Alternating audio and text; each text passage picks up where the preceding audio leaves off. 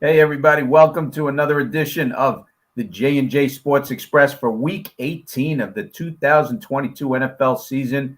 I'm your co-host Jeff Cadillac. As always, my co-host is JB Ellis. JB, how you doing this evening? I am doing good. I've got some great news. We're covering football. What's more exciting than that? Yeah, what's more exciting than that, right? Big weekend Exactly. as the season gets close to an end. A lot of playoff scenarios always creep up. Teams get eliminated week 17. Teams are still in it for week 18. So that you got a lot of teams that are playing hard. Some teams play hard, don't win. Some teams play loose and win anyway. So a lot of different scenarios out there. We're looking at some different games that hopefully have playoff implications, and we'll take it from there. But I want to start off by saying, our best wishes to Damar Hamlin of the Buffalo Bills, who suffered that injury on Monday night against Cincinnati. I did see it live. I don't know if you saw it live, JB. I luckily had my head turned. I was looking at my phone because I got a text. So I actually missed what happened. Yeah, I mean, I did watch the aftermath because I had the game on, but I missed the moment of impact in the yeah, minute I after. I saw it live. I was watching the game because I was, watching intently that the game. It was good matchup. Number one seed in the AFC, which the NFL still hasn't figured out what to do about that game. And Damar Hamlin was in on a tackle, and he got up from the tackle, and he looked fine, and then he just collapsed. And that's where we are. Hopefully, he gets better. Well, our prayers It's and not even everything. about right. It's not even about football. It's just about the fact No. that his health and getting better as a human being. A couple of things that bother me about the whole situation. One is people not making it that it's more important that this young man get healthy, and the situation was awful to watch. And anyone that goes past that, that's my first problem. The second is people speculating on what happened, that don't have any idea, that shouldn't be talking about it. We purposely had a cardiac surgeon on the show last night so that this way there was no speculation. It was, you know, an expert's opinion that he's as even he said he wasn't sure that exactly is what happened, but based on his expert opinion of dealing with this every day, this is what he feels and why. And it's not for me to speculate what could or didn't happen, with this young man's uh, heart. It wouldn't be right. And then on top of that, if you're talking about the game that night and how important it is, your fantasy team, your bets, and all that, you're a sorry human being. This poor man had multiple heart attacks. They were working on him for 9 minutes. You saw how broken up both teams were. You know, there's more to life than that football game, and our prayers are with that young man, his family, and both teams that had to deal with that traumatic experience. You are correct, sir. I'm with you 100%. But thank God we get to talk about something fun now because we're going to get back to football, and I'm going to let you lead off with game one this week. All right. There's some So, games on Saturday, and we're looking at one of the games which does have playoff implications. Tennessee at the Jacksonville Jaguars. The Jaguars are favored by 6.5. I got them at 6.5. Who are you liking in this game, JB, and why? this is a great game, because the Titans are on a down year, and the Jaguars are better than probably everyone expected. I remember an article this analyst wrote at the beginning of the year with the Jaguars plus minus win percentage. Is the first article I read about football this year. And you may notice that analyst Jeff Cadillac, he was down on the Jaguars, but he said throughout the year that he may be wrong, and I respect any person that says that they may be wrong, and he said that multiple times. So I respect that. I like the Jaguars here. They're a different team. They have something to play for. They're exciting. They're young, and they're hungry. I think the Jaguars are going to win this game, but I don't think it's by 6 or 7 points. I think they're going to win the game by 3. I like Tennessee with the points, I like Joshua Dobbs, what he did against Dallas last week. Dallas basically, was sleepwalking in that game. Derrick Henry was not in that game. He's going to be in this game. He's going to be well rested. Tennessee still has something to play for, even though they lost 6 games in a row, or 6 games in a row already. And we'll see what happens. I mean, when a team finds something, Tennessee had during the season, nobody had them against Kansas City. They almost beat Kansas City. You never know. Jacksonville, they've had lapses this season. Don't get me wrong. I mean, they've had some great games. They beat Dallas. They beat Tennessee in Tennessee, which, was probably on the minds of the Titans. The defense, Tennessee definitely needs more receivers in the offseason. What I liked about Joshua Dobbs last week is that he really spread the offense around against Dallas. This guy hasn't played in a while, and his first game against a team that's looking for playoff seed, he's playing pretty well. I mean, can't complain. He's probably pumped up for this game because he knows he's on display. He may be looking to stick around in the NFL, so he's going to give it all he got. Derrick Henry is well rested, is going to be playing this week. I think he's going to go through the Jacksonville Jaguars. I think it's going to be a tight game, and I think a field goal at the end is going to decide it. Fans in Jacksonville are going to go nuts because this is a game that actually means something since 2017. And but I think it's going to be a really tight game. It's a divisional game.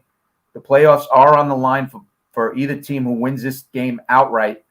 And I think I think the spread is too big. I like Jackson. I like Tennessee plus the points in this game, but I think Jacksonville wins by a field goal. Wow, that producer always on it, saying that JB Ellis with his Jaguars pick is always right. Well, we shall see. We shall see. But I think it's going to be a fascinating game. Go ahead. The next game we're looking at is New England at Buffalo on Sunday. New England is dogged by 7.5. How do you feel about this game, JB? I don't know how to actually get a handle on what the Bills are going to be like. I don't think they've practiced yet this week. I know they didn't practice obviously yesterday. Well, they've done some walkthroughs today. Okay, they did walkthroughs today. I mean, this morning when I went and took care of what I had to take care of, they didn't do anything as of yet. I don't know how they're going to be mentally for this game. So this has got to be, to pick a game. I feel like I'm going in blind. They're playing for something. They could be anywhere from the 1 to the 3 seed depending on what they do. So, I mean, this is a huge game for them. But at the same time, are they going to be mentally prepared to play football? I mean, having experienced what they've experienced, it's only happened a handful of times in the NFL, So I can't tell you what they're going to do. I know the guy on the other side, his team's always ready to play football. And they tend to keep games close, and you're getting over a touchdown with them. So, I mean, just for that alone, I'm going to say New England, but it's anybody's guess because they can come out Buffalo ultra-focused because of what happened. They could say, we're going to go out there because of what happened to our teammate, and they could be on a mission. But I don't know. So since I don't know, I'm going to go with New England. I happen to agree with you on this completely because, first of all, New England is not out of the playoff picture. And if they win the game and a couple other teams fall, they're going to be in the playoffs. So they actually have something to play for. I think the spread is a little high, 7.5. Buffalo, right. You don't know what mindset they're going to be at. Are they going to be focused? I mean, they already are in the playoffs. We already know that. They are battling between the 1 and 3. That's why the game, unfortunately, what happened on Monday night, clouded up the playoff picture a little bit as to who the number 1 seed is, who the number 2 is, who the number 3 is, because Kansas City, Buffalo, and Cincinnati, all 3 of those teams could claim number 1 after, if Monday night game had gone forward. So where they stand mentally in this game is anybody's guess. I mean, you may have some guys on the team that are completely focused and are looking at this game and got to move on and they know what they have to do. And there are some guys that may be just sleepwalking through the game because of what happened and they were there and everything like that. So it's a question mark for Buffalo. So that's why I like New England with the points because they are definitely focused. They are looking at possible playoff game here, New England. It's either win or go home for them. So I would like, again, Buffalo, if they do win the game, I think it's going to be a close game. Also, I think New England's got a shot. Anything can happen. I like New England in the points. Their defense seems to come back. They're getting Devontae Parker back this weekend as a wide receiver. It's another weapon for Mac Jones. And they're getting a defensive back also that they could use. So we'll see what happens. You're right. Bill Belichick always brings the team ready to play. And they don't really, New England, whether they're good or bad, they still don't make mental mistakes. They don't get a lot of penalties. No. They don't get a lot of missed tackles. They don't get a lot of drop balls. So, I think this is going to be a close game. I like New England plus the points. Yeah, this has got to be the hardest one to ever try and handicap. I don't know how with Buffalo's mindset, if you take even a regular week, I'd probably go with New England based on the fact that it's 7.5 points, that extra half point. But just in general, with the mindset of Buffalo, it makes it that much more difficult. Yeah, I hear you.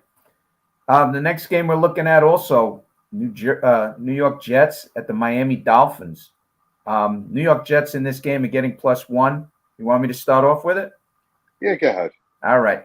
One of the things that I found, Miami is really like in a desperate situation. They've lost a lot of games. They had Skylar Thompson in for Teddy Bridgewater last week. They just signed Mike Lennon to make sure, like with a backup, so that they really are trying to push to get into the playoffs. But they've had a monumental collapse. They've been a very streaky team. Their defense hasn't played well. It's a team of like 2 seasons. They win 3 games, they lose 3 games. They win 3 games, they lose 5 games. It's back and forth, back and forth. And I believe last week, who'd they play last week? They played, let's see. Oh, they played at New England, and New England only won by 2 points, but they were up by 9, and they missed that extra point and whatever. But they lost at New England, and that was a game that they definitely probably could have won, but they made some mistakes. And Teddy Bridgewater getting injured with Skylar Thompson coming in, that didn't help the situation. On the other side, you got the Jets with their monumental collapse. They haven't scored any touchdowns. The offense has been stagnant. They started off nicely 7-4, and they just basically lost like 5 in a row. And they haven't done anything. The defense is held, but the offense has been a total mess. They haven't been able to get anything consistent, which is unbelievable because they really looked good at the beginning of the season. Now, Robert Saleh has said that, Zach Wilson is his guy and this and that and everything, but he doesn't look confident to me. This isn't BYU, my friend. I had a discussion with somebody. You could hide people in college. You could be a Division I, still playing the Big Ten, but you're playing a lower tier Big Ten school. You're not going to the NFL, and you get picked apart because, well, who else is there on the roster? The NFL, you got the best of the best. And if Zach Wilson can't cut it, and he's, if they're going to be stuck with him, he's got to up his game because he's not doing the job. I mean, this could go either way. The Jets, it's +1. They're out of the game. But I think Miami, I kind of like them because they're at home here. They'll go out with a win, and they still have playoff implications in this game for Miami. So, you know what? I'll take Miami at home, lay the 1 point.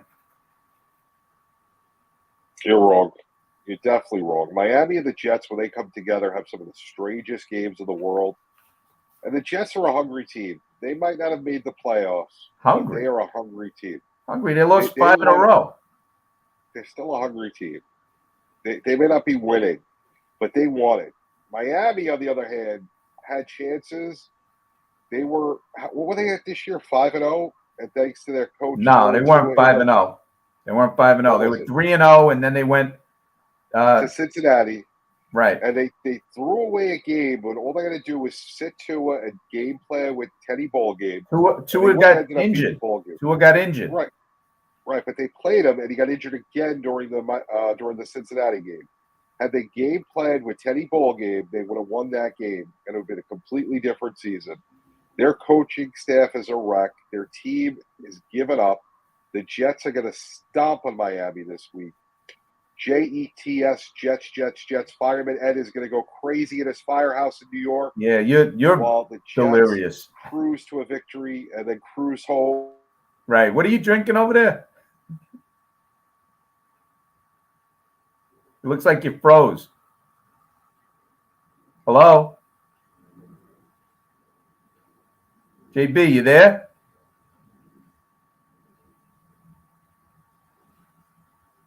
JB, you froze.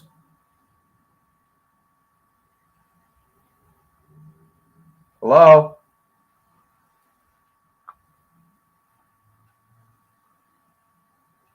JB, call in JB.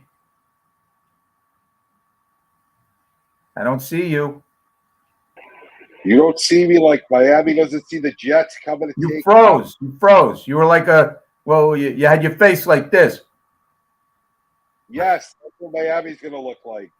Yeah, right. Yeah, okay. You didn't give me any reasons why. I told you, Miami's coaching staff. Okay. Good. The players have given up. They had a chance to make something out of the season, and they've done absolutely nothing. They're without their starting quarterback. They want to go home.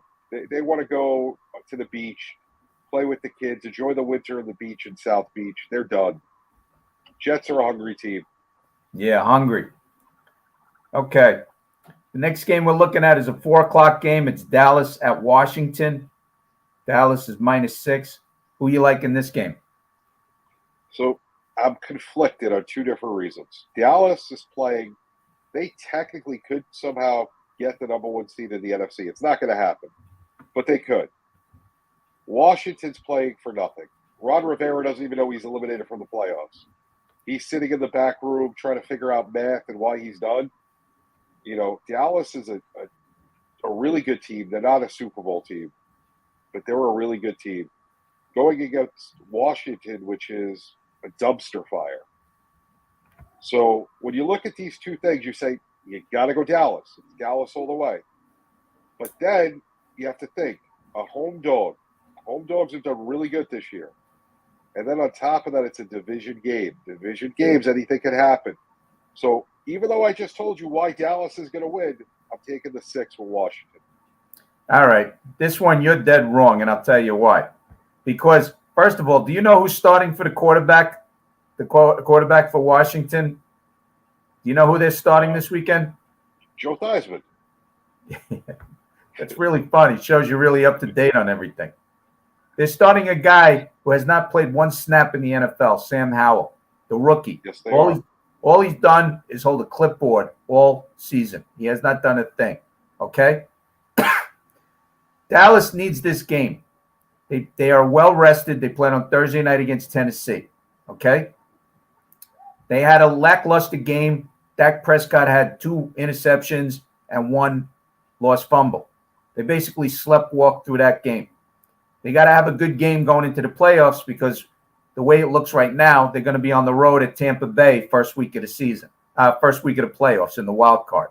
They're going to play at the NFC South. They need to have a very good game. Washington is going nowhere. They had Carson Wentz last week, basically knocked out of the playoffs. They knew it was the worst thing that could happen. Wentz showed everybody he's not even available this weekend. He's inactive. Taylor Heineke is backing up Sam Howell. But by the time Taylor Heineke comes into this game, it's going to be about 30-3. Dallas Cowboys have to have a good game going into the playoffs. They cannot lose a game or have a game where they just barely won against Washington going into the playoffs. They need a convincing game. They need to convince themselves because every week you don't know what Dallas is. You don't know what team you're getting week to week. You don't know if they're going to win well, they're going to barely win, they're going to lose. You really don't know who's going to show up. That's Dak Prescott and the rest of the offense, bunch of intangibles there. The defense. And you want You want to put 6 points on that when it's a division game that they know each other? They No are way. playing No for a way. possible number 1 seed, so they're going to play lights out. They have a lot of incentive. They believe me. There's a chance that if Philly loses and San Francisco loses, and even Minnesota loses, they still have that seat. So that they have to play well. They have to execute, no mistakes. They're going to play this game like a playoff game. And I like Dallas. Lay the points on the road against Washington, and they'll move on. The next game we're looking at, Sunday Night Football, Detroit at the Green Bay Packers. Detroit is getting 4.5. Green Bay's laying the 4.5. Who do you like in this game, JB? This is an interesting game. You got Aaron Rodgers, who's not really used to the situation, backing into the playoffs against a Detroit Lions team that's on fire. They are playing unbelievable football. You got Rodgers, who tears people apart, basically single-handedly in Green Bay, versus Detroit, who's got Jared Goff at quarterback, 2 good running backs, an interesting receiving core with St. Brown, their defense, which is playing really well with Aiden Hutchinson, versus Green Bay, who would think that they would be here when the season started? This is a great game. The NFL did the right thing making this the 8:20 game. But I'm going to go with the Lions. I think they're hungry. I'm going with hungry. You are want to win. I hate to tell you, you are so wrong. And I'm going to tell you why. Okay? You probably would have taken Minnesota last week against Green Bay also. No. But let me tell you why you're so wrong in this game. This is another payback game for Aaron Rodgers. During the season, Green Bay was a favorite going to Detroit, and what happened? Detroit beat Aaron Rodgers in Green Bay 15-9. Aaron Rodgers had 2 interceptions on the goal line, and he had 3 interceptions in that game, which has almost never happened in his career. He knows after last week's Minnesota game, that was a payback game. This is another payback game. This is another revenge game. And the fact that it's at Lambeau Field, they are going to do to Detroit what they did to Minnesota last week. They're going to beat them. The defense from Green Bay is playing lights out now. Justin Jefferson last week had 1 reception, okay? 1 reception. Kirk Cousins had 3 interceptions. I mean, everybody contributed in that game last week. I see that happening again this week. The Detroit Lions defense is susceptible to bad play. They're rated very low. They're like 28th in the league total defense. Yes, they've gotten better, but Aiden Hutchinson is not all over the field. And you're talking about Aaron Rodgers, who knows how to pick apart a defense. He goes up to the line. He knows. He watches the tape. And this is a revenge game back for Aaron Rodgers. I see him beating Detroit like 30-18, 30-14. This is going to be my best bet of the week, probably on Twitter. This is must-watch TV Sunday night. If you're not watching this game, you are not a football fan. Everybody who's a fan of football should be tuned in 8:20 Sunday night, because you're getting to see the most hated quarterback in the NFL at the moment, who has a chance to back into the playoffs against the perennial losers, the Detroit Lions, who's had an unbelievable year. Better than anyone expected when the year started. If they win, they're in the playoffs. So there is so much excitement with this game for me. I can't wait to see it. When the Green Bay Packers were 4-8, people were saying, "Oh, take Rodgers out, put in Jordan Love, let him finish the season. They're dead." He came back with a vengeance. Green Bay has turned into a run-heavy team, and let Rodgers sprinkle in the passes. I'm telling you right now, Green Bay is going to win this game big. This is a game. It's a revenge game for Rodgers. He does not forget. Last week, I even said the same thing. He does not forget. The reason why it was a revenge game last week, and if you had watched me on Rick Kamler and Dr. Roto, I said it on Better Sports Network during the week, Rodgers doesn't forget that game 1 against Minnesota, week 1. He doesn't forget this game against Detroit. He knows, and he knows what he's got to do. He gets the troops ready. I'm telling you, he's going to have a great game, and they're going to beat Detroit handily on Sunday night, and they're going to go to the playoffs. Detroit, and let me finish. Detroit is having a nice season, but remember the first half of the season, they were like 1-6. They were the perennial losers. They were scoring a lot of points, but they were giving up a ton more. And that's not the way to start a season. Had they started the season the way they've been playing the last number of weeks, we wouldn't even be having this discussion. But they same have thing not. with Green Bay. What? Same thing with Green Bay. Same thing goes for both teams. They both started out horrible. So you kind Right, of get but that. Green Bay is the more solid team, and they have a better defense, and that's what's going to win this game. Jared Goff is going to make a couple mistakes, and they're going to turn into points for Green Bay. Why we play the game, and I'll say it one more time. There you go. Yeah. So before we go, we got a couple of minutes. I got to ask you. So Monday night's game, which, was suspended, which was definitely the right thing to do. What does that do to the AFC playoff seeding? Because right now, say, for example, Saturday, the Chiefs lose. Can't even. Any one of those teams could be a number one seed. What do you JB, do if you're the NFL? I can't even speculate about it because I have actually no control over it. I got to wait and see like everybody else in the world. There's nothing, they know that game was so important. If it had nothing to do with the seeding, they would have just canceled it. But they know that Cincinnati was on a roll, and Buffalo and Cincinnati are so intertwined in that number one seeding with Kansas City that the best case scenario is they played a whole week 18, and then they let Buffalo play at Cincinnati like a week later and push back the wild card. Because you could do it because you have the week of the Pro Bowl, but it's a tough move. I don't envy the schedule makers and trying to figure this out, but it's really interesting because it affects the top three seeds. Kansas City, you can't take the game away. They played the number one seed. So. During the 2020 COVID season, they played games every day of the week. Okay? Yes. They did not cancel one game, and every game was played, even if it had to be played on a Tuesday, Wednesday, Thursday, Friday.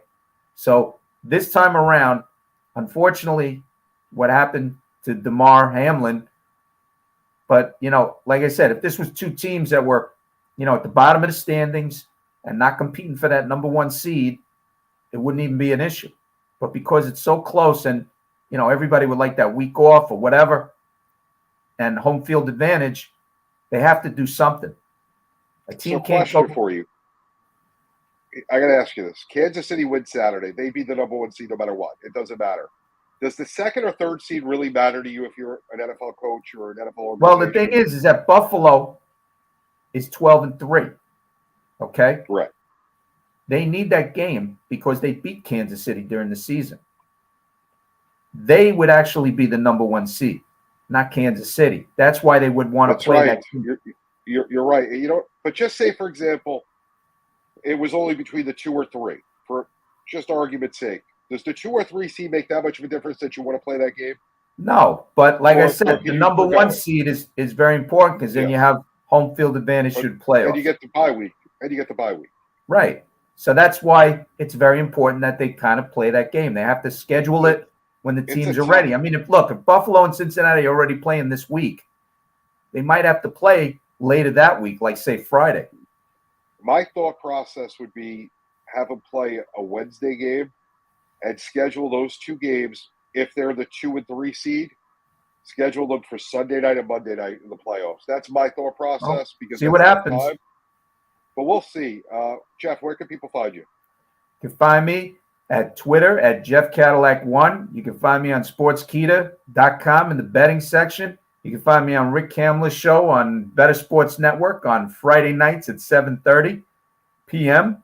The Better Sports Network app. You can find me here on Wednesday nights on Sideline Sports, the J&J Sports Express.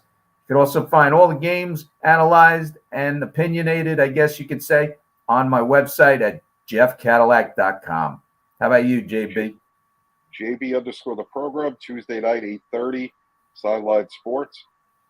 Coming to Abigail TV in 2023, streaming on Roku, on DBTV already, and who knows where else, but every week here with Jeff on the J&J Sports Express, 9 o'clock Sports Exchange on the South Florida Sports Network. And don't forget, both sides of the coin every other Wednesday at 11. And who knows what else I'll be showing up on your screen, but make sure you're watching. Have a great night, guys. We'll see you next week with some playoffs. Enjoy the games, everybody. Playoffs? You're talking about playoffs?